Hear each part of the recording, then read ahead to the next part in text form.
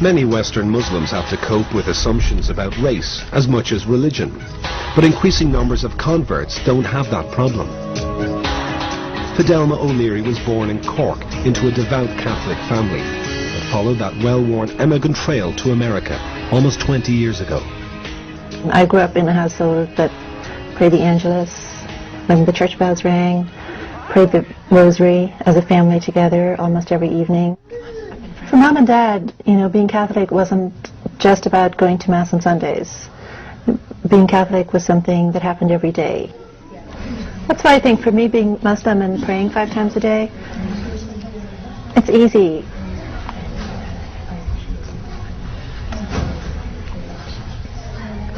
It was a process of becoming disenchanted with the church. I just pulled away from being a traditional Irish Catholic. Today, Fidelma lives in the Texas state capital, Austin, and is professor of biology at St. Edward's University. You find someone poking around inside your nostril, right? They're just worried about you. Okay? A college friend of mine gave me a copy of the Quran. I was pretty darn excited to know that there was actually a religion that was what I believed.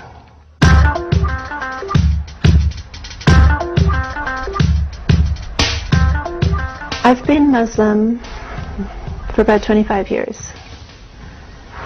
And I can remember a time when I was the only convert I knew. Now, I mean, my circle of friends is half converts. Most Friday mornings, Fidelma hosts a prayer group at her home, and among the faithful are 2 other Irish converts, Eileen and Michelle. Hey, we're 3 lovely lassies from Erin, and I am the best of them all. The world is becoming quite secular, and I think that's okay for a while, but then people look for meaning and they look for significance. Jesus said, "I am indeed a servant of Allah. He has given me revelation and made me a prophet." It's a very simple message. At the end of the day, it's a very simple message. There's God. Worship God.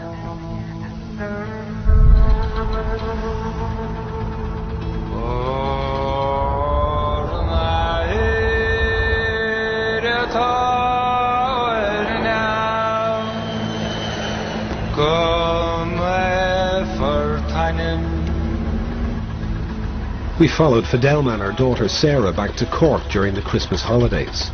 The journey would deliver an intimate encounter between a modern Muslim and Catholic tradition. When I first told my family I was Muslim, it was difficult for them to hear.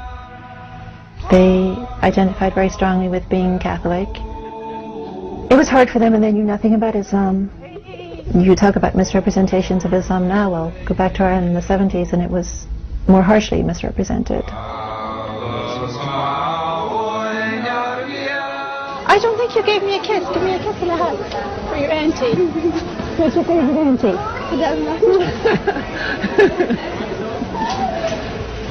How's everything? Great. Yeah. Great.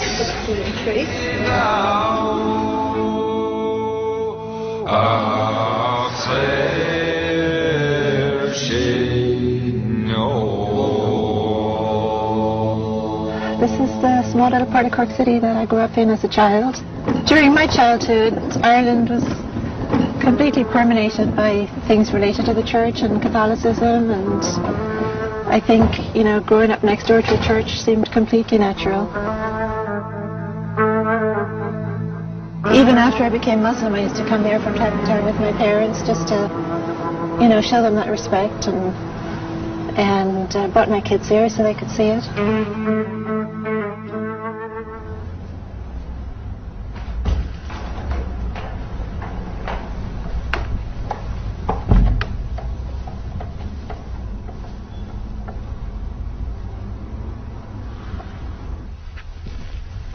I'm kind of shocked at myself to remember that I used to go and kneel in front of these statues and pray to them.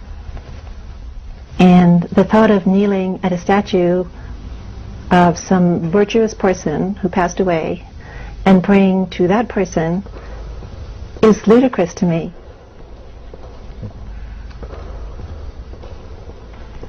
Well, one of the things I loved and still love about Islam is that the relationship with God is direct. It's me and my Creator. And I don't require clergy people. I don't have to go through clergy to have access to God. So I can learn from scholars, but my access to God, my worship is direct. I stand before God and I worship, and I ask for help and I ask for guidance, and it's a very direct connection. And that means an awful lot to me.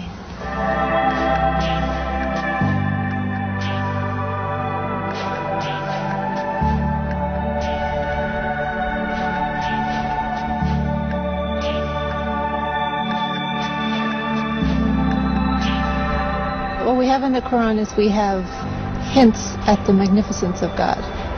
Ar-Rahman Ar-Rahim, the most merciful, the most forgiving, all-powerful, unimaginable creator, unlike anything created. So I think it's a human tendency to always try to imagine that God is like something created that we can see or hear or taste or touch. But the creator is nothing like what was created.